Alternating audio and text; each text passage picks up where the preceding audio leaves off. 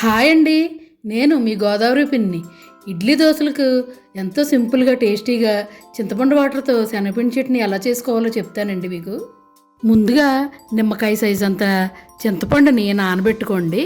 దాన్ని బాగా మెత్తగా నలుపుకుని దాని నుంచి 3 గ్లాసులు వాటర్ తీసుకోండి. ఇప్పుడు ఆ వాటర్లో 1 గ్లాసు శనగపిండి ఉండలు లేకుండా బాగా కలిపి పక్కన పెట్టుకోండి.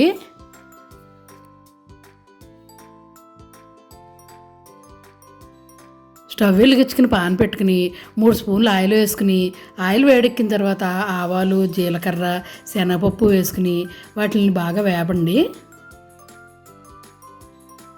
అవి వేగిన తర్వాత పచ్చిమిరపకాయలు, ఎండుమిరపకాయలు, ఉల్లిపాయలు, అల్లం, కరివేపాకు, ఉప్పు, పసుపు వేసుకుని బాగా కలుపుకుని ఉల్లిపాయలని బాగా మగ్గనివ్వండి. ఉల్లిపాయలు ఇలా మగ్గిన తర్వాత మనం ముందుగా చింతపండు వాటర్లో శనగపిండి కలిపి పెట్టుకున్నాం కదండి, ఆ వాటర్ని ఈ ఉల్లిపాయల్లో వేసేసి బాగా కలిపి ఇలా దగ్గరగా అయిన తర్వాత కొత్తిమీర చల్లుకుని స్టవ్ ఆఫ్ చేసేసుకోండి. అంతేనండి, ఎంతో సింపుల్గా టేస్టీగా శనగపిండి చట్నీ రెడీ. చూసారు కదండి, మీరు కూడా ట్రై చేసి ఎలా ఉందో కామెంట్ చేయండి.